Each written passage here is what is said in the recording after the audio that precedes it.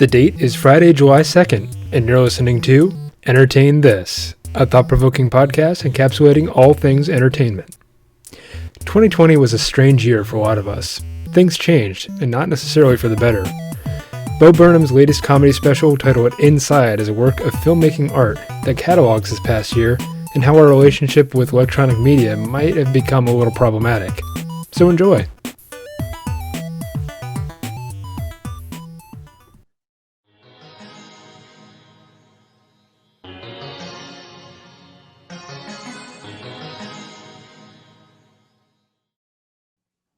Hello, everyone. In case you didn't already know, you exist, and so do we, and we're real, and we're present in this moment in time specifically. No other, but for sure, this one. You're listening to your favorite podcast on the internet, encapsulating all things entertainment. That's right, it's Entertain This. Entertain This. As always, I am one of your intrepid hosts. My name is Alex Steele. I'm Michael Savoya. And I'm just Nick, because I don't feel like saying my last name. Your last name is long. Guys, I feel like as people, we've branded ourselves too simply. Alex Steele is a sexy name, and I think I need to own it. Michael Savoya is a sexy name, and I think you deserve to own it. And Nick, just sticking with Nick is fine. I'm just Nick. Guys, do you know what episode this is? I don't. What is it? This is episode 69. Nice.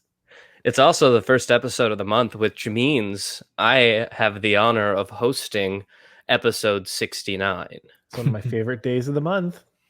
It is stressful, to say the least.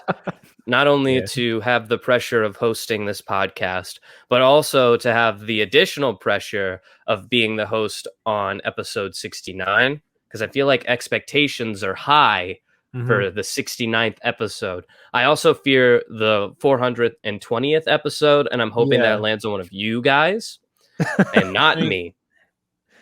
Yeah, I mean, we're definitely hoping that like this episode can be like some sort of climax, but yeah, I won't make it too hard on you, but I mean, being the person who knows what our topic is today, I'm going to tell you that the climax might just be my mental break, which everyone's been waiting for since episode 1. And I think we're going to get real close today. So I was panicking, trying to come up with what would be a good topic for the 69th episode. What would fit 69? Something funny, something sexy, something other adjectives that fit 69. Something cooperative, maybe? yeah. okay, I like that. Yeah. People like that. At the end of the day, I couldn't think of anything that fit all of those at once. But there has been something that I wanted to talk about that I felt there was an irony about that kept me from wanting to talk about it on the show. And I will get to that. But first, let me hit you with this sick-ass intro I wrote. Do it. Oh, that wasn't even the intro. Oof. No, that wasn't even that was the intro to it. That was called the cold opening. The opening to the opening, if you will. Ugh. We do that. Yeah. Anyway, the year 2020 will go down in infamy as a year where we did nothing. And I think that that's a real shame because looking back, it may be one of the most influential years of this decade, though it was the first. We elected a new president. We made major strides on racial equality and acknowledging some fundamental issues in our government, as well as our police force. On an individual level, we started a podcast, and all of that happened on a grander scheme. But what about the individual? It's fair to say that the majority of people kind of saw the year as more of a boring experience, and maybe even a little lonely. The quarantine that was issued early in the year meant a lot of people were stuck in their homes and unable to see loved ones. Creative flames were extinguished as galleries, studios, and concert venues were closed. For a majority of the world, 2020 was a year spent inside, and that had lasting emotional and psychological effects. That's what we will be discussing today as we talk through what I would say is the most important work of art that came out of the pandemic, which is Bo Burnham's Inside. So don't panic, Nice. sit back, and entertain this. Oh yeah. Okay. That's the intro. Now, Nice. All right. let's get into it. So, the reason that I felt weird covering this on the podcast is because overarching, this special kind of calls out people who make their personality on the internet, people who basically live to create content for the internet. Now, I'm not saying that that's what we do here on this podcast, but yeah, it feels weird to take this and make it a subject of an internet show because it almost goes against the core meaning or message of the piece. Right. However, I think that if Bo Burnham were to ever stumble upon this podcast and listen to it, he would give us a pass because this is the 69th episode. And I think that that fits well into it as well. true. Yeah. Yep. Absolutely. So all of that being said, I think we're safe to cover Inside strictly on the premise that it's the 69th episode and we're devoting it to spreading awareness of this in case anybody hasn't seen it, or to try and convince people who maybe have been staving away from watching it to give it a chance, because this is not your normal comedy special, which he regards in his own words. And we'll go through that as we kind of do a quick flyover of the special and discuss its many moving parts. Now, first, let's be totally transparent. Yeah. I have watched this special about 6 times and listened to the album all the way through about 8 times. Okay. All right. Impressive. It's obsessive. Impressive rhymes with obsessive, but they're very different things. Obsessive Impressive is personality correct. disorder. God only could allow someone to have that. If So only. now, that being said, how much about this do you guys know, just so that I can adjust this special to fit that core? Right. Okay. I'll go first. So I've been in a weird spot for like the last 3-4 weeks now. And I really, really, really wanted to try and sit down and watch Inside to completion, but I was only able to get through about half of it before I was just kind of like, this is not what I need right now. Yeah, it's totally fair. I haven't watched the special, but because you said, hey, you need to watch this for the podcast, I listened to the album. So I hope that was somewhat close. It was a busy day today, so I didn't get a chance to like sit down and like, all right, let's do this thing. Right. I wish so I you had. guys have a general idea of what you're walking into. I'm going to be going into. I gotta say too, like the other back end of the half of what I haven't seen, I've probably at this point absorbed by like osmosis through like random like TikToks and Reddit memes and shit. So I think let's get into that first. Let's get into the fact that it pisses me off that people are using this as like TikTok sounds, because That's exactly what he didn't want. that is exactly what he didn't want. And that's what people did anyway. But I think exposure is good no matter what. I can't be too judgy about it because we're doing a podcast on it right now. Oops. So we're going to let that go. But yeah, TikTok has really grabbed hold of this thing. Yeah. So I'm going to be doing a kind of deep dive into the crevices of this and trying to understand the mentality that he had while creating this piece of art. At the end of the day, that's what it is. Rather than a comedy special like it was advertised to be. So there's going to be some things that maybe you guys either haven't seen yet, or Nick, some things that you maybe didn't get through osmosis of listening to the album. Hopefully by the end of this, it has some bangers, but the deeper meaning behind the bangers will fuck you up. So we're going to get into it. But hopefully this will convince you to take that next step and sit down and watch it all the way through and just feel it, because it's supposed to hurt. That's what makes it art. It's hard to get through, but there's a good reason. And it's because there's a lot of things that are going on that need acknowledged that so many people can't acknowledge. And that's a lot of what this is trying to get you to do. Mm-hmm. So let's start off at the beginning. The very first shot, Bo Burnham walks in. His face is shaved. He's in like all black, really nice clothes. And we see him sit down at the piano. And then he starts singing the first song, which is called Content. Now, something that you may not have picked up, and what kind of makes this a funny song when you're listening to it, the words in it are hilarious. He's basically like, I haven't been around, but here I am. I made you a bunch of shit. Enjoy it. Like, shut up. Stop bothering me about it. Here's the content that I made you. You've been asking for it. Great. Here it is. The thing that you don't pick up just listening to the album is that this entire song, he sings it straight faced with a black background and like one white light on him as he plays it. And even like the like harmonies that are played, they seem so dry in delivery, because this isn't just like, here, I made this for you, you've been asking for it, here's something to keep you entertained during this pandemic.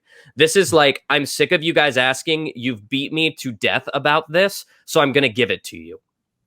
Yeah, it's like I'm gonna put in the bare amount of effort. Now fuck you, leave me alone.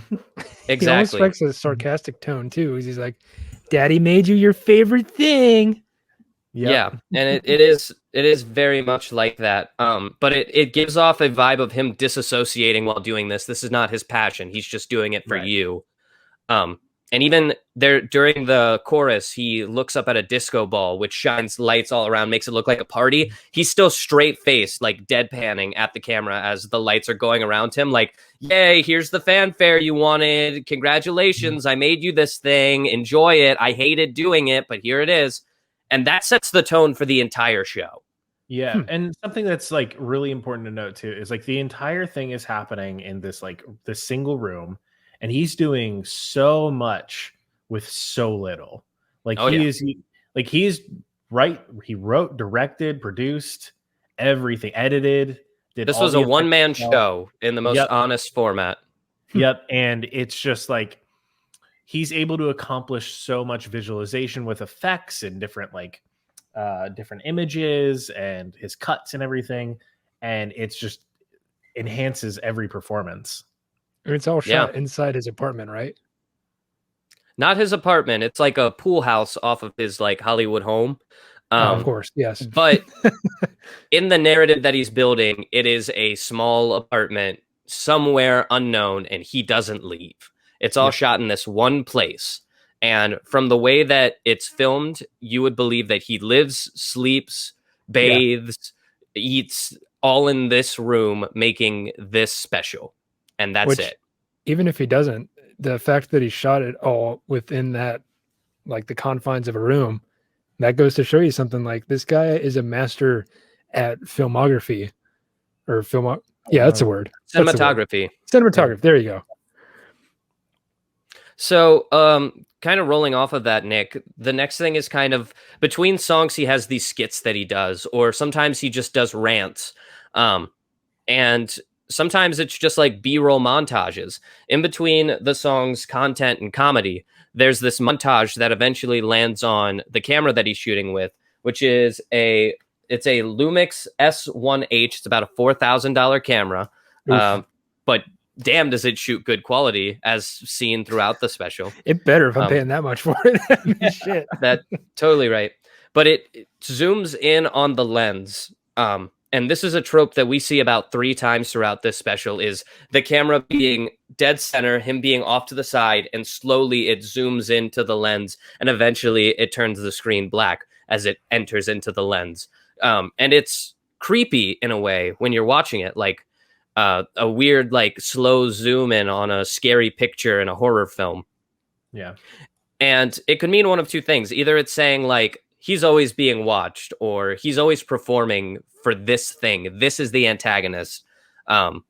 We talked kind of briefly in the Disney episode about the I Want and the I Am songs. Mm-hmm. This does not break that mold. But the antagonist is for sure the camera. And you're left wondering, am I the camera? Am I the one who it's referring to? Is he demanding like self-awareness that he's doing this for me and this pain is because of me that he's doing this? Is that what I'm supposed to take away from it? That's at least how I saw it. And I think moving forward with that in mind, a lot of the other songs become a lot more clear because as we kind of mentioned in the preamble before we started recording, this isn't a comedy. It's a comedy special and there are moments that are funny. This is a very weird combination of comedy and tragedy that I don't think we've seen before.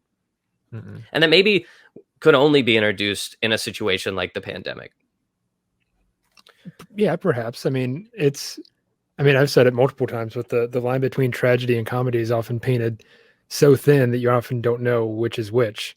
Comedians like Richard Pryor and George Carlin often like used these terribly tragic stories to tell a deeper truth about the world and then somehow make that comedic.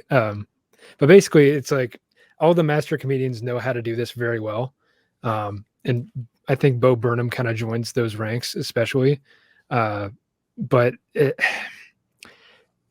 don't know. It's hard to tell the difference between the two, especially when it's painted in this light of like, hey, this is a funny Netflix comedy special that you should go watch. When really it's more like, look at it a little deeper, and then all of a sudden, oh wait, this was a tragedy from the very start. Yeah, and somehow it has comedic moments in it. So I don't know. It's difficult. I agree. Yeah, I think it's kind of because like from the very get-go, it's set up as this antagonistic relationship between the audience and the creator. Tension, and that's so it makes every funny bit have this like double-edged sword feeling of like, oh, you're just doing this for me. Like you don't actually want to be doing this. You're putting on an act just for me. Right. How kind. Yeah, and we will revisit this. Keep all of this in your mind because a bit later this all becomes very important. So the next song that we listen to is Comedy, where he's deciding, hey, this is kind of the I Am song. Like, I'm going to do this. I'm going to make this comedy. I'm going to help the world because that's what I can do in this like world that's basically falling to shit. Because in 2020, it felt like the world was falling to shit. What can I do? I'm going to make people laugh because if your house is on fire, don't panic, call me and I'll tell you a joke. And like, that'll help you with your house being on fire. Or if you're like, if you see a bunch of white men dressed in white cloaks, don't panic, call me. I'll tell you a joke. He's basically telling us like, this isn't going to help you. Like, if you think turning to me for comedy will help your worldview, it's not going to. But I'm going to make it anyway because I'm a white guy and I have shit to say and I can't stand on the sidelines. I can't be quiet. So this is what I'm going to do is I'm going to help heal the world with what God gave me, which is comedy. The important part there is like when you're saying like, because I can't stand on the sidelines as a white guy because you all won't let me. You're for it. Like you all need me to be here and you're asking me to be here. That's true. And also it's kind of a call out like, hey, white people, like stop. Oh, yeah. Stop. Like, stop putting your nose into every situation and assuming that you can do it. Like, you can do the best thing. There's a line where he says, we've had the floor for at least 400 years, so maybe I should just shut the fuck up. Yeah. And then 2.5 stanzas kind of pass, or 2.5, whatever that little column of music is. And then he says, I'm bored. And then the song continues because he's not doing it to help people. He's doing it because he's bored. He doesn't want to be quiet. He doesn't want to shut up. I see. Yeah. So he's finding a distraction then. Another important thing to note is if you're listening to the album, you might have heard laughing during this one because he goes, what the fuck is going on? And then people laugh every time that he says, what the fuck is going on? That's actually a button that he's pressing. He's using the laugh track as an instrument to be like, oh, I control it. It's not real. It's a facade. Like, there's nobody here. And that comes into play, too. I'm going to speed run through a couple of different things that he's done just so that I make sure that we cover everything in a timely manner. The next song is FaceTime with My Mom, which it's important to note that the aspect ratio of the special changes to fit the iPhone dimensions. Like a TikTok is filmed in like a vertical kind of a way. Well done. And I think the reason that he does that, there's an emphasis throughout this special on cell phones and needing to express oneself through a cell phone, how communication happens through cell phones, how cell phones are kind of becoming this window into society that we didn't need before. So a lot of these songs have different aspect ratios. And again, the cinematography is beautiful to show that like, this is how you look at it. And you immediately recognize what this is. Yep. Especially with FaceTime with my mom, the entire thing is shot in that ratio to be like, this is the relationship you now have with your mom is through your phone. You don't have a physical mother, you have your phone, and that's how you see your mother. And throughout 2020, that was huge because people couldn't see each other. Yeah, I'll do one more, and then we'll take a brief pause to discuss the things that we've talked about. The next song that plays through is How the World Works, which is sort of a Mr. Rogers Sesame Street spinoff. It is seemingly directed towards children. It is introduced as like telling them how the world works. Like, this is a song about the world. Come in and I'll tell you about it. Yeah. It talks about like the leaves and plants and how we all have a part to play in nature and how the world works. He's even wearing a Mr. Rogers sweater as it's being filmed. And awesome. The background is like bright oranges, like to draw your attention in. And it's all super colorful. The gamma's like way up. So you see every color. And then he brings out Sako. Sako is his little helper friend who sings along with him. And Sako tells it how it is, how the world actually works, which is like the world's falling to shit. The FBI killed Martin Luther King and then hid it from you. Like the narrative taught in like elementary schools isn't real. And that's what this song is about. Like, this is an educational song to children, but this is what it's all really about. Like, this is what they're not telling you is that like Columbus killed everybody and like they shot Martin Luther King that you celebrated in elementary school. Like, the FBI killed him. Like, there are so many things that children aren't taught. And this is like calling it out. Like, here's where this starts. Here's where the disassociation and the ignoring major historical events starts is in elementary schools on Sesame Street, where we make everything seem magical and the world seem okay when it's not. And like, do we tell children that? Are they ready for that? Who's to say? Maybe that's what's causing the disassociation that we're all dealing with nowadays. Could be. So that was 3. Now let's take a break and break those down. Okay. All right. Oof. Yeah. Let's just pick up on that one that you were just talking about. Cause like, obviously a kid's show isn't going to go into like genocide and showing live violence in action. And here's Martin Luther King getting shot. And then it's that is how the world works though. So who are we to say like, is it a lie to inherently be like, this is what the world is like. This is how the world works. It's all about how everyone takes care of each other and we learn from each other and we work together to build a better world. What does that do to our minds as we reach adulthood and figure out none of it's true? It's like a coming of age thing, like anything else, I'd say. I mean, like I said before, they're not going to show a black and white picture of somebody getting their head cut off on children's PBS, you know? But I would challenge you in saying Mr. Rogers always faced children with the truth. Yes. On the day that JFK got assassinated, he did an episode on assassination. Yep. So there are ways to approach children with this information. Yes. That maybe aren't as graphic as I think you're giving it. Yes. You can do that in a way that's, what's the word I'm looking for? Masked in a way that is very bright and colorful. But at the end of the day, you're getting to a deeper truth. It's just like sometimes people kill people, you know? Mr. Rogers was a pro at that. But oof. Yeah. I mean, that is how the world works. But I think this is a coming of age song. If I can go out on a limb, does that sound right? I mean, stop me if I'm wrong, but it's like it's up for interpretation. It's art. Yeah. Yeah. It's like you start off the world with, oh, these flowers and the bees help the flowers. And then they go fertilize the plants. And then humans somehow fit into that because we all help one another. We're all in this great big ecosystem. And then you get into like, yeah, that's how it works on paper. The reality is that, you know, there's all these corporations running everything. But I mean, I don't know. Oof, what a song. Yeah. I got a chuckle out of it. I don't know if like the way that I think about it tracks with that, just because like when you're thinking about Inside as like an entire piece of art, it's a critique. Like it's all a critique on the year that we had and like all of the circumstances surrounding us. So seeing it as a coming of age story kind of like in my mind sells it a little bit short because of what its like true intentions are. Right. Because every single piece like individually fits into this greater narrative of a critique.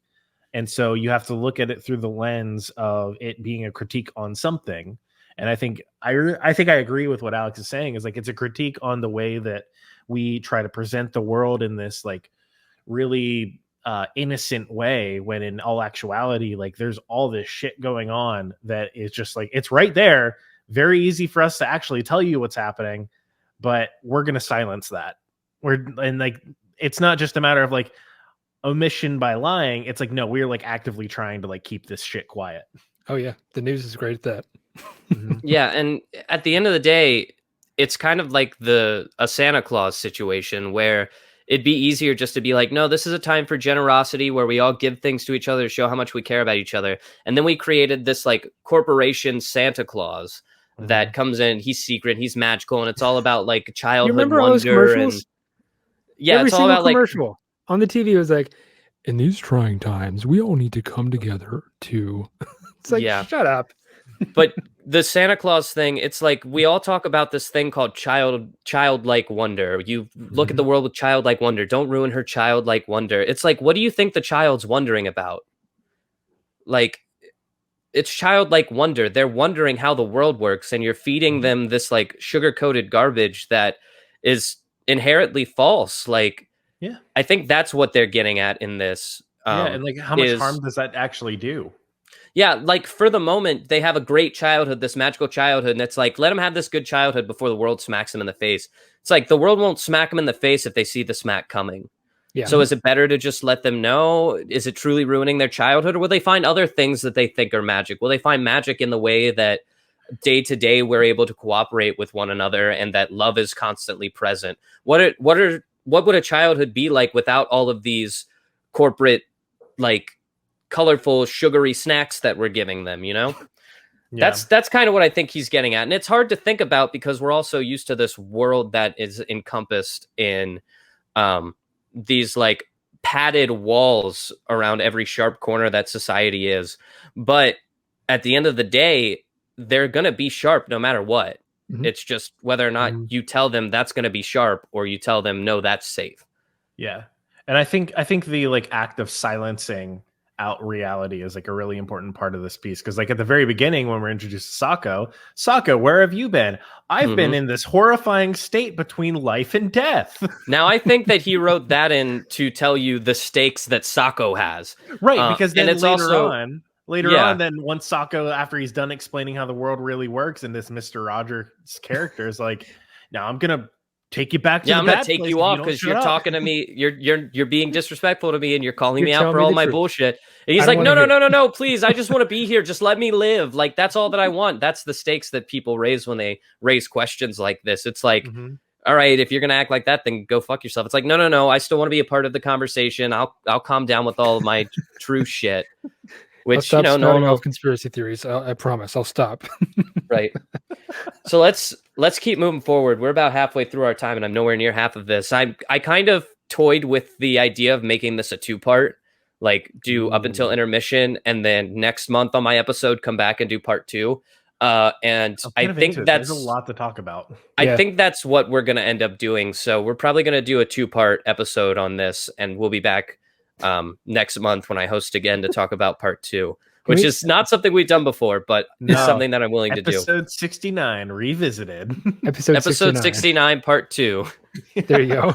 The other side. Could we backtrack for a minute to talk about FaceTime with my mom? Because especially since now we've decided to do a 2-part, I think we can backtrack. We just unanimously decided that, of course, and I love it. But that was me during the pandemic, because like, remember we can break this up into like so many different eras of the pandemic, if you will. Like there's the initial like, oh snap, everyone's dying, what's going on?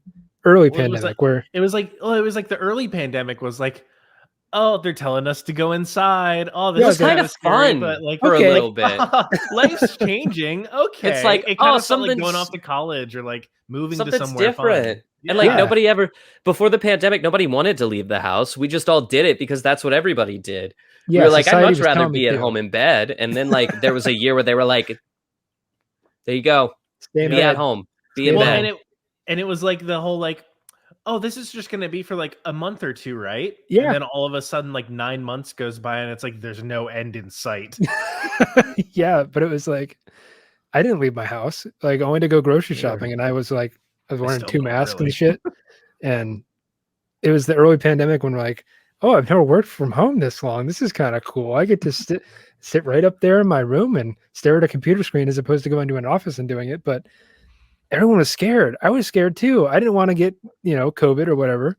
Mhm. Now I can't because I'm vaccinated. Get your vaccines, Hey. folks. But I FaceTimed with people and I never did that before. Mhm. I mean, I'm we started FaceTime with you doing the guys. podcast virtually. Yeah. Yeah. I FaceTime with my mom. Like everything that Bo said in the song, like holding the phone, 5 inches from your face is like, yep, that's my parents. 100%. Yeah. Like that, tickled my insides, made me all warm and fuzzy inside. And then Now, something that you don't pick up from when listening to the album is that he gets physically angry with his mom and like starts a fight and like is screaming at his phone when she won't move her her thumb from her camera. Like he gets physically angry and then it's like, I'm sorry, I'm sorry, I'm sorry. And it's funny when you think about it, but watching it, you're like, fuck, like that. Yeah. it's gonna That's kill his accurate. mom. feels real. Like The frustration that was like building up, it's not, he's like barking at his mom, but he doesn't mean it. Like he's just generally frustrated, like in a bad spot. yeah. One of the really big things is like Bo Burnham's physical acting in this entire special is fantastic. Like Yeah. he does such a good job of representing either this like Mr. Rogers type character or this like sarcastic asshole who just wants you to leave him alone, or this guy who's just like genuinely frustrated at the state of the world, who is like is so frustrated it's boiling over to affecting his personal relationships. Even Yeah. like when he's disassociating, you can pick it out. Mhm. Like when he is absolutely nothing, like my brain is so chaotic that I've shut it off and now I'm just sitting here doing this thing. You're like, that's what he's doing. I feel that. Mhm. Yeah. sure. I mean, it's one of those things that the pandemic, I think, showed us about people in general, maybe even on ourselves, because we got a little introspective there for the past year, but we forgot how to deal with people in a weird way. We forgot how to Yeah. deal with an extra person sitting in a physical room with you. Because when you're on the other side of a screen, I can scream, I can yell, and I don't feel the same way as if it was a real person sitting right next to me. I'd feel really bad if I actually screamed at them. Yeah, like the whole Xbox Live argument. Oh yeah, like I said Like- some horrible things on Xbox. Yeah, Live. me too. Would I ever say that to a person in real life? God, no. No, Please, no. Yeah. I think introspective is a word that you should hold on to as well as we go through this, because that's what a lot of this is. There's Yeah. kind of two narratives that go on during Inside. It's physically being trapped inside, but it's also being trapped like inside your head and having to face things that you didn't face before.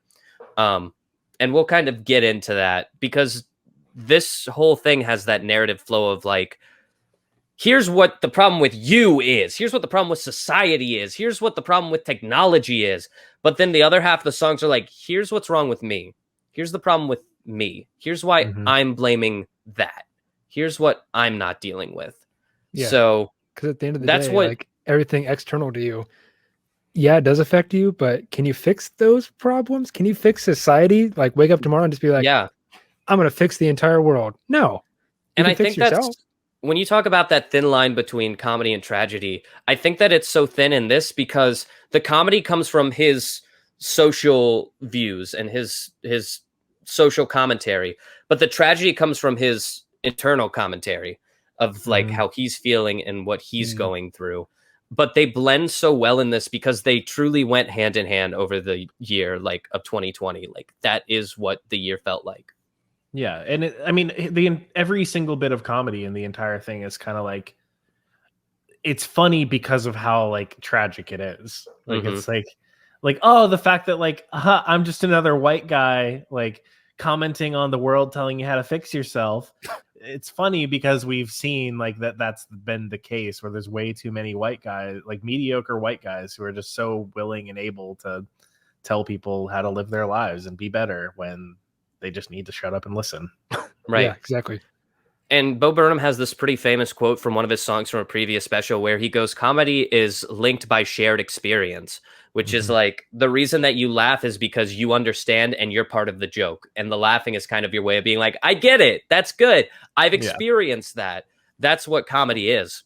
And that's all this was like, we all went through this. Let's talk about it. Let's keep moving forward because there's a lot to talk about even in the first half now that we're splitting it. But also I think that we're going to see a lot of these things that we're talking about keep popping up as we continue on down the line.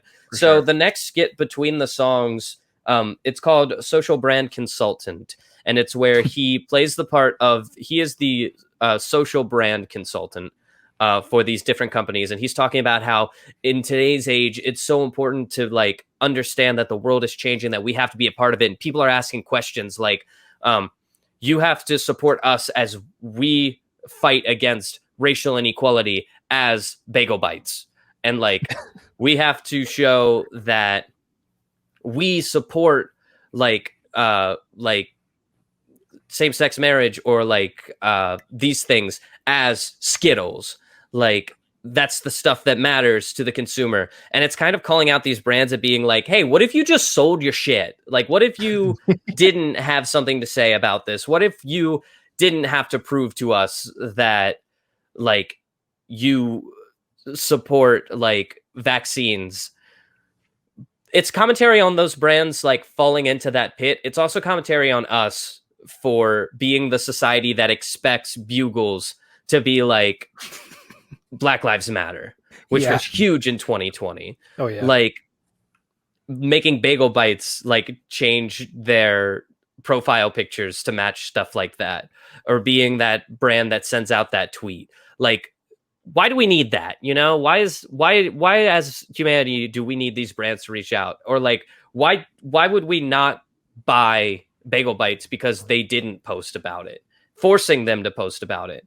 Yeah. Why is that something that we require? Like, why do we need to know these brands support these things? Or like, especially because these problems are on such an individual level. And this is a little kind of, what's the word? Taboo to talk about. Like, it's taboo to be like, it's taboo to ask the question, honestly. Well, it's taboo for us to say Bugles doesn't have to say like Black Lives Matter. Yeah. But at the end of the day, do they? I don't know. I'm just a white guy. I shouldn't even be talking about it. Like, no, exactly. If I am talking about it, it should simply be to support it, which of course I do. But why do we force like Bugles to do that or things like that? And this, well, the thing is we don't force them. Exactly.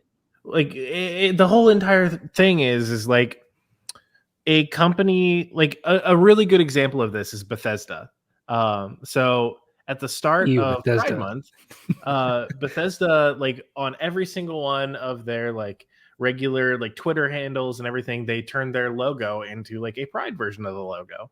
It's great, cool. They did that everywhere except for Russia and the Middle East. The places where they would have lost sales by doing that.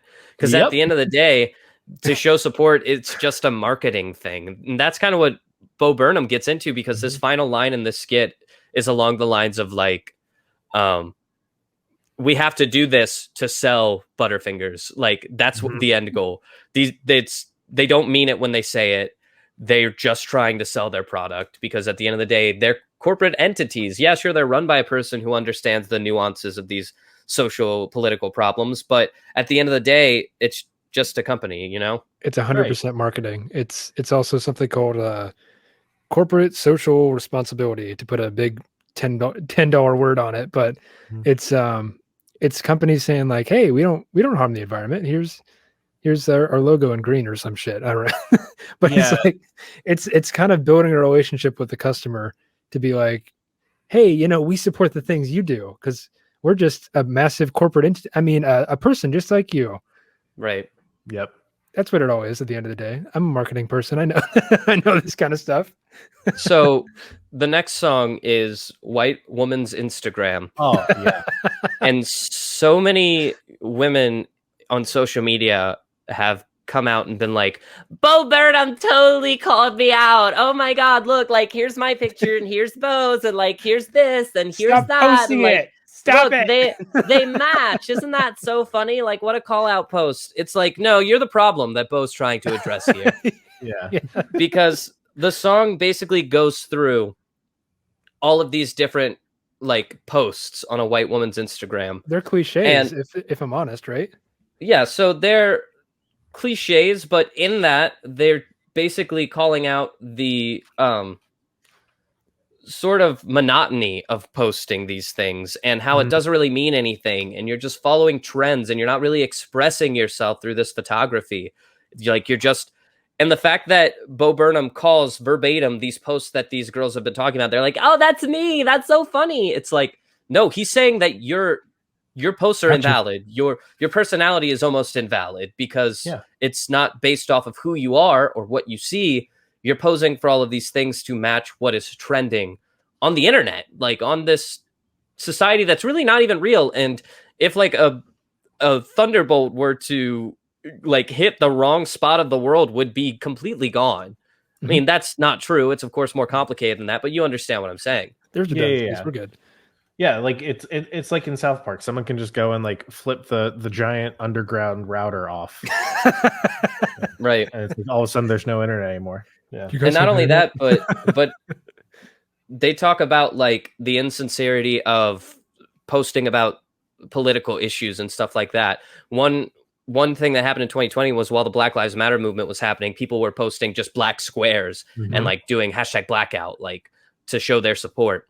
But then people were posting that and then not going to the rallies and not donating to stuff and just being like, no, I'm a part of it. Like, I know that I did it. You can check my Instagram. It's on mine. But like, I wanted to go to the rallies. I donated to stuff. Like, I paid people's like bail to get out of jail after they were arrested for stuff like that. I did that stuff, not looking for praise, but you know, because I want to be a part of this movement in history. And this kind of calling out people who did stuff like that and then didn't actually do anything because they were just doing it to contribute to this trend that was happening online to gain followers and to further their online status. Yeah, and I think there's kind of this bigger narrative there of like, if everything that you post to the internet is about this fake personality that you have made up to fit the trend, why should I even care about you supporting something? like what does that do? Because like now you're just becoming another part of this new trend. You made yourself a brand. You're just a brand at this point. Right, exactly. All just brands. It's important to note that this song is filmed in the aspect ratio of an Instagram post. 1 by 1. Completely square, 1 by 1, correct. The only exception to that is there's one part of the song that's sort of a bridge where it expands to full screen, and it's a post about this white girl's mom. I've seen this YouTube, yeah.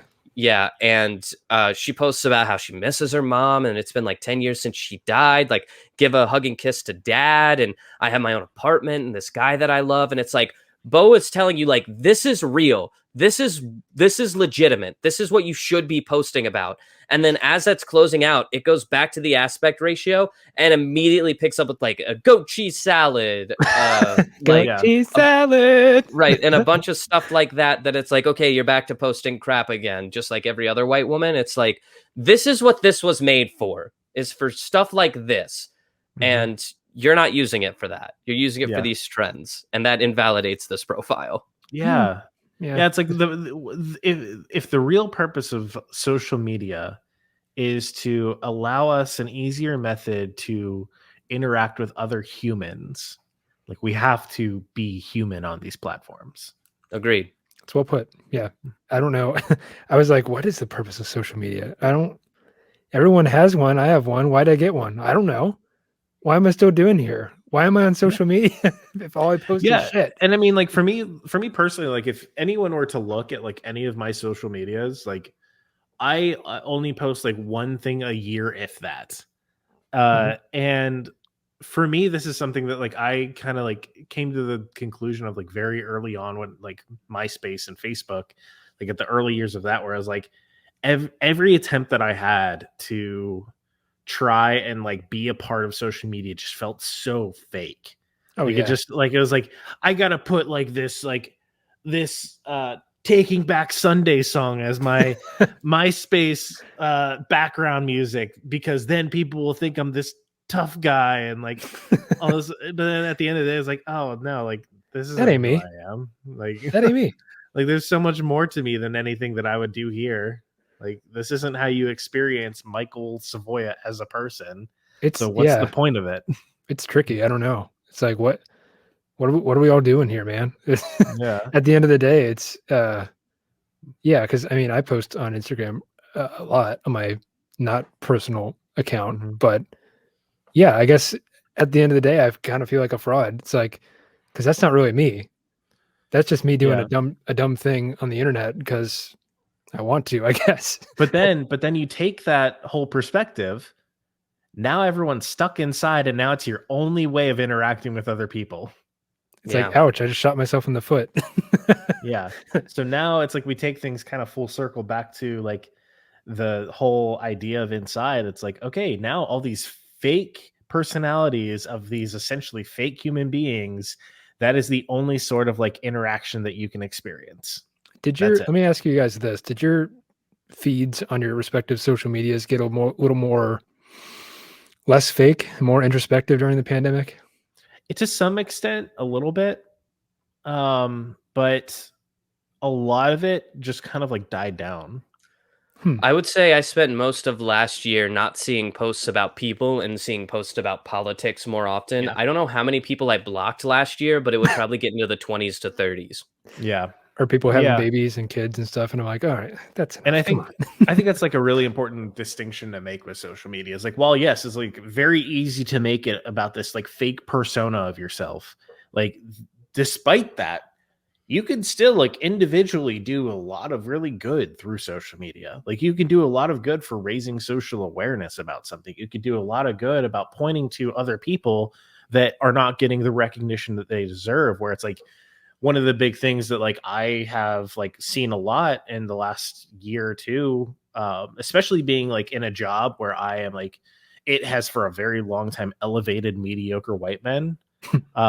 Like a lot of these people coming to recognition with a lot of this stuff and now using their own resources and audience to point to these other people that they're like, this is a marginalized person who has been like put down by the system. Use the system to give them recognition. Yeah. Which is like a really cool dichotomy between like this fake persona, but doing good things through this fake persona. Yeah. I don't know. It's kind of tricky. It's a tricky thing because here you are, part of this system that you've become famous off of and rich and wealthy and all this. But at the same time, at the end of the day, well, it's like you said with the bad faith episode, Alex, like is the millionaire who's, cheating on his wife and sneaking around and all that, is he a good person? Is the person who has been elevated through this flawed system, are they a good person because they're helping out? Like, I don't know. At the end of the day, it's a really tricky thing, but I mean, more power to them if they want to elevate like marginalized people, because that's something we so sorely need in this country, I think. I'll kind of throw on top of that before we move on is like, if we didn't run a podcast, if I could somehow hire somebody to run our social medias for us, I would be off the internet tomorrow. Yep. Oh, yeah. I think so much of my personal pain comes from the constant reminders of my own mistakes that is social media. And like people who I don't talk to anymore, people who I've wronged posting on social media, they randomly pop back into my brain. I don't have time to move on from those things of my past. And I've started taking to like blocking people and like unfriending them and trying to get out of that kind of hole that I dug myself. But if I could just get off the internet and live my life, just what's in front of me and what I can physically touch, I think a lot, not all, but a lot of problems in my life would just kind of float away. Yeah. Definitely a lot of the self-imposed ones. Exactly. And I think that is one of the realizations Bo Burnham wants you to have in this special is like, you're poisoning yourself. Yeah. You know how many people I see out there, not to be a boomer or anything, but they got the phone like this all the time, right in front of their face. It's like, what are you doing? Put the phone down, go smell some flowers. If I put a bullet hole through my phone tomorrow, I'd probably be very, very happy, to be honest with you. But at the same time, he's getting this message out of like, yes, this is all a poison. But now we only have like one water source.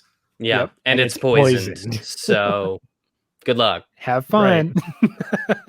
So the next skit is, I so politely have named it, Is It Necessary? And literally the entire skit is like, can any one person shut the fuck up? Can we just shut the fuck up and not talk about our opinions? Can we just not have an opinion on something? is it necessary for everyone to be talking all of the time? And that's almost the exact quote from the special. And the answer is no. And I think that I'm sorry. that one doesn't need any analysis. But that does lead us into our next song, which is Unpaid Intern. Mhm. You don't know this from listening to the album, Nick, but Unpaid Intern is just the setup for the joke. The song Unpaid Intern exists and it's great, but it exists because Bo Burnham, immediately after finishing that song, starts filming a YouTube style reaction video to that song where he reacts to the song Unpaid Intern. He talks about how like he wrote it because jazz has a lot of like songs about the working man and he wanted to know what a modern day version of that was. But the problem is that as he's reacting to it, the song ends on the reaction video and then the reaction starts and Bo, confused, starts reacting to his own reacting to the video. And that continues on as the song ends again. He starts reacting to the reacting of the video until eventually he goes, this has to stop. I don't like this. I don't like it. I don't like it. And he turns it off. And then immediately he's just like, well, thanks for watching my reaction video. That hurts us because that's what we're doing right now. Like what we're doing is reacting to Bo Burnham, which is like, that's why I was like, this is not, I shouldn't do this. We shouldn't talk about this on the podcast because it kind of goes against some of the messages that he's trying to portray. But in this, he's basically saying like, your over analyzation of this and you forcing yourself into the narrative of this art taints it. And not only that, but like the constant reacting, even to reacting, which happens on the Fine Bros channel all the time, which is people who started the react this stuff. That's great. It's like, at what level do we realize like nobody cared from the beginning what we thought? Yeah. And as we see ourselves react to ourselves or see ourselves react to ourselves, reacting to ourselves, it's like the further we go, the more introspective we are about ourselves. And the deeper we go, the further we want to push away from it. And at the end, he literally is like, I don't like seeing myself like this. I can't dig any deeper into how I'm feeling about this. Like I'm getting into stuff that's hurting me and I have to shut this off. Yeah. How many layers of abstraction do we need to go down before things kind of fall apart?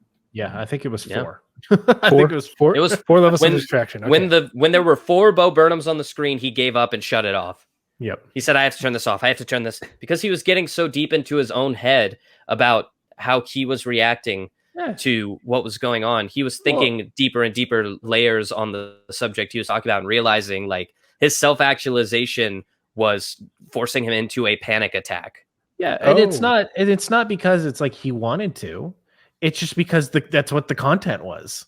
Yeah. Like, gotta produce content. It's at that point, it lost the semblance of it being like a genuine reaction to it just being like having to force something through. And that just like ended up being his own, like, it's like forcing the poop almost, right? Yeah. You know, you're like, you really get to a certain point where you do more damage by pushing. Yeah, exactly. You're just sitting there struggling and sweating. It's just not worth it. It's not. So the next song is Jeffrey Bezos. Jeffrey Bezos. And that's pretty much talking about like how we're all still supporting Amazon, even though he's an absolute terrible piece of shit, and maybe we should stop. Anything on that, Michael? Nope. Great. So it's a good. We're gonna move forward. To say that it's a bop, but it is about us continuing to support the giant that is pretty much ruining everything, which is Amazon. Sorry. Had to say so now, sorry too, but so now let's talk about sexting. Isn't sex? It's the next best thing. Allegedly. Nick, I think you're starting to get the idea of this. So can you kind of guess what this song is about? You want me to guess? I've listened to on a song. Deeper level. Oh, deeper? Yeah, with all the context that you have now. Yeah. Face value, it's about sexting. I said deeper, but okay, I'm going deeper into this. So let me think. Okay, so pandemic, right? Pandemic happens, we're all inside, and maybe you can't see each other. Yeah, we're inside each other. Not really. No. You could be, you want to be, but you're not, because you have to sext to get that kind of interaction with one another. But were people sexting before the pandemic? Yes, but maybe not as much. Okay, that's Have fine. I? No. Okay.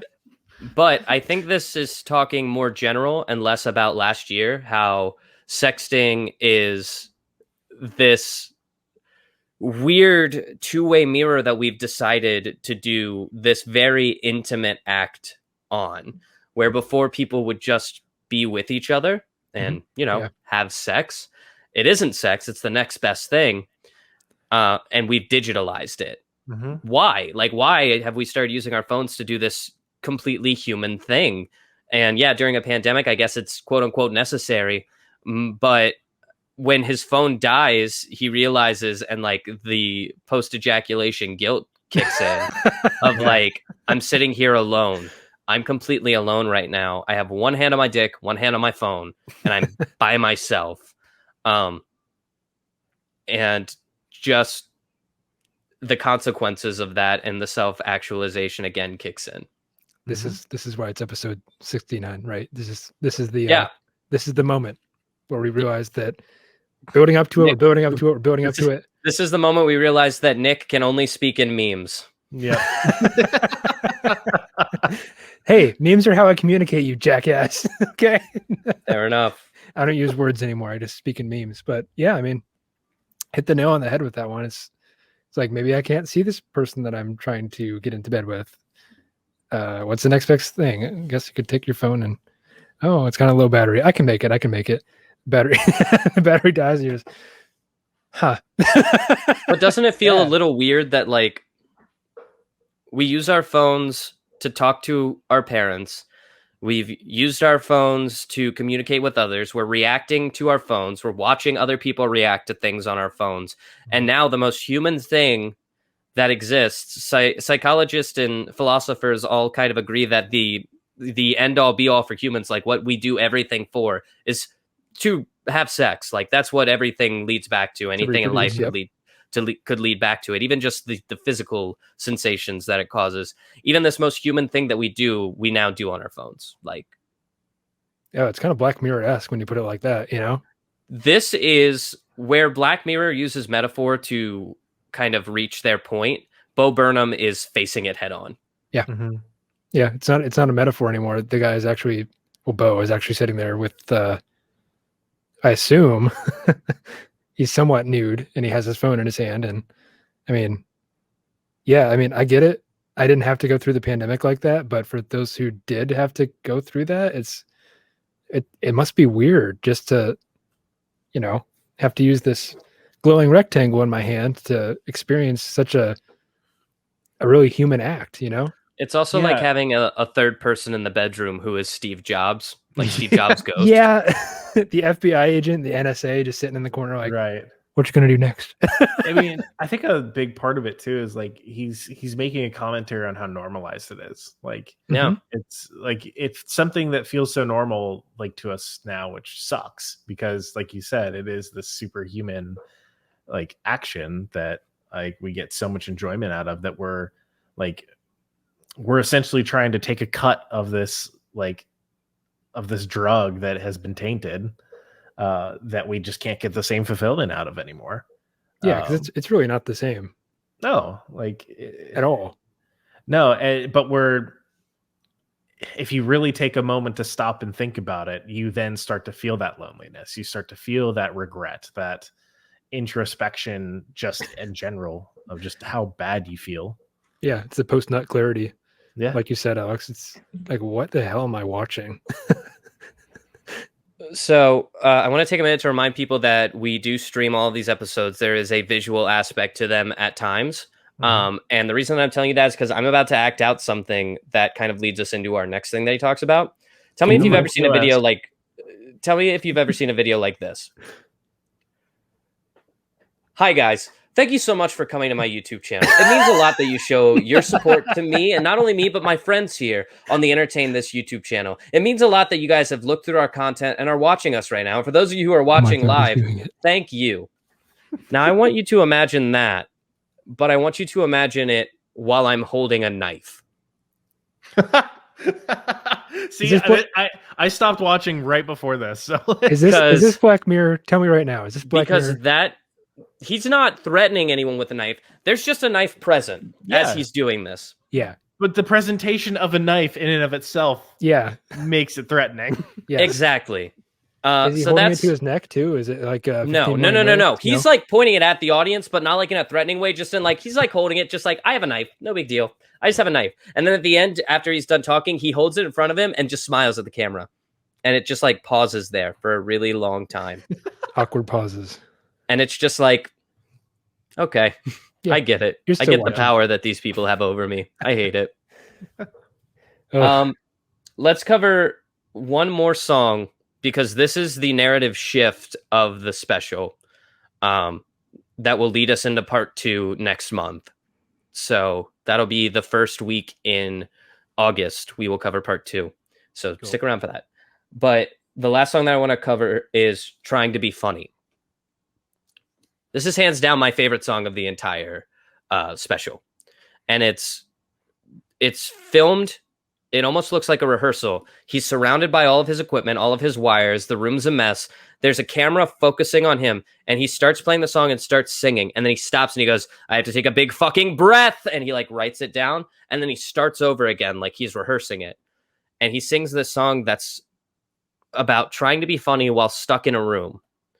And he says, there isn't much more to say about it. Because when you're a kid and you're stuck in a room, you'll do anything just to get out of it.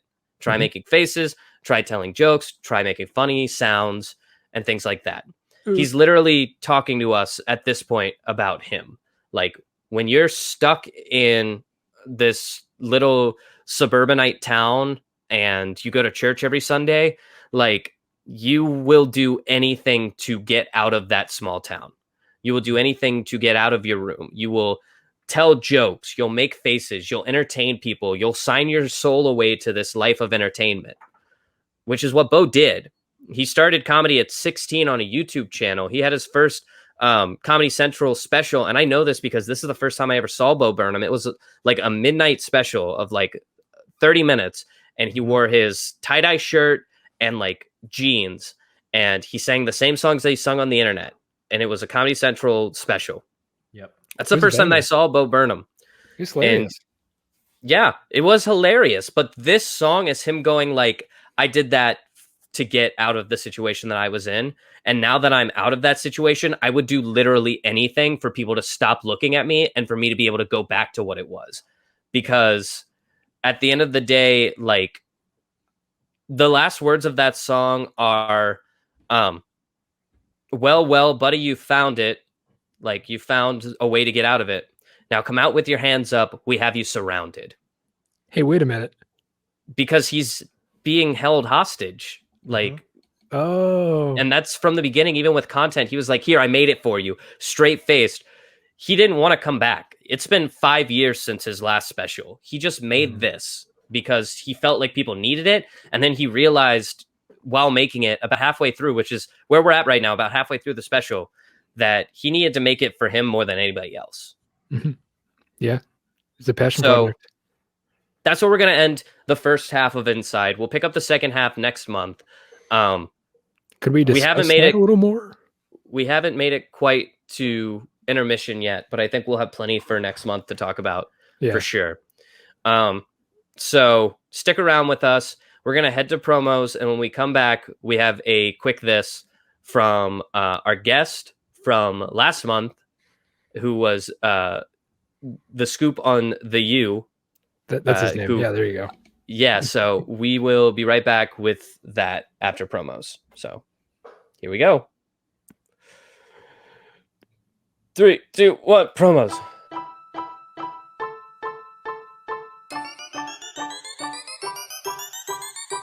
Justin Wallace, Mitch Glasgow, and Deanna Cosby, 3 daily commuters are joining forces to create the comedy podcast known as Carpool Shenanigans. Each week we'll take a topic, tell a story, and hopefully make your drive to work just a little less shitty. Now the episode's about to begin, so we ask that you sit back, relax, and of course, let's get weird.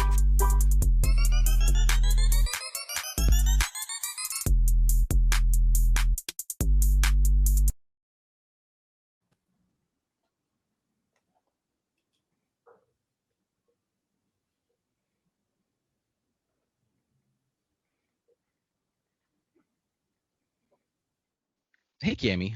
Hey, Bryant. What do Robin Hood, Vlad the Impaler, and Mothman have in common? IDK, what?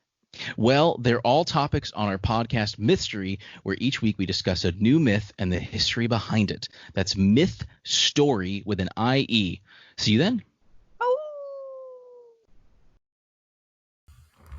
I hope you guys enjoyed that thrilling topic that I came up with, and that I totally know what I did it on because we just did a whole episode on it. This wasn't recorded last week, and if you think that, you go write it in some subreddit. Go do your theorizing somewhere else. This is the same timeline. This isn't in the past, but we are once again granted with the presence of Paul from The Scoop on the U. You may recognize him from our last episode where we talked about Miami Hurricane football. Paul has so graciously returned to us to do a quick this segment. So, Paul, I'm going to go ahead and get your timer all set up. Whenever you're ready, you go ahead and let me know. Ready to go. Let's do it. And All right. quick this. So I got 5 minutes, correct? Mm-hmm. You got 5 minutes. To entertain everyone. So I was thinking about doing 3 things. I was either going to do like mafia movies, because like I'm like weirdly obsessed with mafia movies. I don't know why. Like I love Goodfellas, for example, The Godfather, Scarface, like anything with organized crime. I don't know why. Like I just love those movies. I like there's like a ex mobster named Michael Franchese or Francis, one or the other, who has a YouTube channel, does a great job. So I've always been like just mesmerized by kind of organized crime for whatever reason. Yeah. I was also going to do like UFOs because like it's pretty like I don't know why it's very popular right now in the news about UFOs and like the government releasing this documentation. So I was thinking about that as well. If UFOs are real or not, maybe someone's had a UFO experience. I've never seen one. I think they're out there, no doubt about it. But one thing I when I interviewed, and I keep going back to this name, Lee Steinberg, because he's one of the greatest sports agents of all time. He's covered Pat Mahomes, Manny Ramirez, literally everybody and their mom. I mean, he's the greatest of all time. He told me, and this kind of countered because there was some behind the scenes going on. My phone was blowing up for whatever reason because of the situation that occurred. Basically white noise, but, live in the moment. Don't worry about what's going on behind the scenes, what's going on tomorrow, 2 hours from now. Like right now, I'm talking with you 3 guys. I'm on a podcast. We're live. We're having a great time. Live in the moment and focus in and keen in on what's going on right now. And that's something I'm trying to do because personally, I'm like a very dreamy person. Like if I'm kind of like in a place where I don't want to be in, I'm like thinking I'm on, where I want to be in life, whether it's on an island in the Mediterranean, it's on vacation, somewhere where I want to be, where I'm happy. But live in the moment, appreciate the moment, whether you're at dinner with your parents, a loved one, a friend, keen in on that moment and just focus in on that moment, because that's really going to help you a lot in life. And I think you're going to be successful if you just focus in on that moment. And I think ultimately, hearing from someone who's as successful as himself, being one of the greatest sports agents of all time, I think that's something I'm trying to work on more and more in life. And that's just keying in on the moment that we have, because we don't know, maybe this is the last moment I'll ever have with you guys. We don't know what tomorrow brings us. So just enjoy what we have right now and live in the present, because we can't control the past or the future.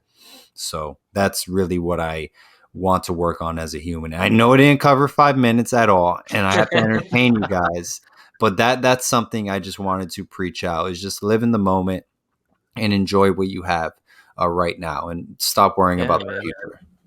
Yeah. What great advice that you got. Yeah. Like that's such So great simple. advice. So anyone can tell you that, but it hits harder when someone who had success tells you that, I feel like. You know what? It's so powerful because we did give you 5 minutes and we're like, it's your 5 minutes. You could talk about whatever you want. Yeah. And you came on and you were just like, this is what I want to talk about. I don't need 5 minutes. Here it is. Clean as day. Take it as you will. I respect that, man. For sure. How a quick this, well done. Right, just because like I like to stir the pot. What if I just like completely went on like such a controversial like 5 minute segment? It's your that, 5 minutes, man. Like literally like could have created like a ruckus, like national media. Like I just throw out some like crazy narrative. Would you guys like afterwards be like, that was the biggest mistake? I've considered it several times, actually, to be honest with you. We almost No considered way. doing a conspiracy theory episode. Yeah, Like- we I feel like we run this risk every time we let Nick host an episode. So What the? Yeah, man. No, we'd let it run for sure. Now, equally so, to kind of put the shoe on the other foot, if you were to come on and do some sort of Andy Kaufman-esque performance where, like, we say, okay, you have 5 minutes. You're like, all right, here we go. Ready? And go. And then you just sat in silence for 5 minutes. And every time that we tried to, like, start talking over it, you were like, shh, shh, shh, shh. That would have been amazing. Like, that we would've equally been would have very let you do that. outside. I love that. I would appreciate that. Yeah. If you did that, I'd be like, I get him. I get it. That's But pretty you good. want to entertain people. I mean, entertain just being quiet. You're just like, all right, like Just The lesson silence is in is and like of we all sit in itself, right. anticipation to see what happens next. I would have loved that. right. Like I Um, put on like what's that live thing that like a lot of people are doing now to like what's that thing like women specifically they get paid tons of money and like oh, they're like doing OnlyFans. Oh. or- OnlyFans. I do Yeah. my own OnlyFans for 5 minutes. Like, oh my god. oh my god. Were we just talking about that? It wasn't on the air or anything, but we were joking around about OnlyFans. We were joking Entertain about this starting OnlyFans? an entertain this OnlyFans where we just Yes. post pictures of Nick in like a firefighter calendar-esque poses. Chloe said feet pics only. Yeah. Woof. I'm dead. Well, all that being said, that was a beautiful quick this and really great advice. Just live in the moment. And dude, Yeah. I got a little sad when you were like, who knows? This might be our only moment together. It's like, not, could be dude, it. this could be it. You're right. But it's could be like, it. hey, well, we'll be watching your career. That's a football thing, isn't it? Well, hey, if you guys ever need me back on, by all means, feel free to reach out. Definitely, man. Would The minute that Miami wins some giant game, we'll have you on immediately. you know what? We'll call you. Like honestly, like creating content, like even if they lose, it's like, hey, like even like something, just drama. Like it's like, hey, I mean, that's what like, started, you know? Yeah, like it's like I kind of view myself as like a little indie, like sports reporter. Like indie filmmakers. I'm like independent, low budget. Just like talking. If people want to show up, listen. Like it's kind of like they don't have like That's a our whole Sundance jive. film festival. Yeah, but like. All right, man. If you want to go ahead and plug one more time, this is a new episode, so they didn't hear it last week. Let's go through it one more time if you want to plug anything. Yeah, the Scoop on the U. Find me on YouTube. We have 4 people working this, not including myself. I want to see 4 new subscribers. I'm putting you guys on the spot. So if I don't get it, I'm gonna be very disappointed. You got it, man. Find me on the Scoop on the U, the Believe in the U podcast network as well. It's on iTunes, Spotify, Stitcher. If you use Stitcher, I don't know if that's a thing. But yeah, check me out there, and hopefully I'll get 4 new subscribers in the next minute or so. I was already on the subscribed to you, so spot. I know, I you already are. had you. You are. So I need 3 more. Okay, I'll do it. Jeez. All right. Well, we appreciate you coming back on and doing the quick this for us. As always, if there's anything entertainment that you want to see covered on this show, reach out to us and let us hear it. Hey, maybe we might bring you on the show as a guest. Who knows if it's something that we don't feel we can cover. There are a couple ways that you can suggest topics to us. The number one way that I suggest is you can go to our website. That's www.entertainthis.net. If you scroll all the way to the bottom of the homepage, there's a questionnaire that you can fill out. That shoots an email straight to our email, which is entertainthispodcast@gmail.com. If you just want to straight up email us, that's fine too. You can also find us on Twitter. We are entertain_this. On Instagram, we are username entertainthispodcast. We have a Facebook group. You can look us up. Our branding's pretty recognizable, so you'll be able to find us pretty easy. And of course, we have our YouTube channel, also under the name Entertain This, where we post all of our old videos. If you're watching this and you didn't see our episode on the Scoop on the U and Miami University, go check that out. It's up on the YouTube channel now. We'd really appreciate it. Until next time, entertain us so we can entertain you, and you can entertain this. We'll see y'all next Friday. Goodbye. Bye.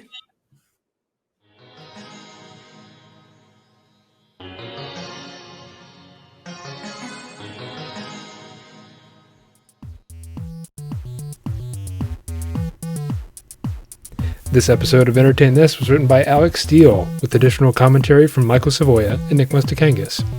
Our showrunner and resident fact-checker is Chloe Price. Special thanks once again to Paul from the Scoop on the U YouTube channel for doing our quick this on this episode. Our theme music is Rushable by Aaron Spencer, with additional interstitial music by DJW. Tune in every Friday for new episodes, and thanks for listening.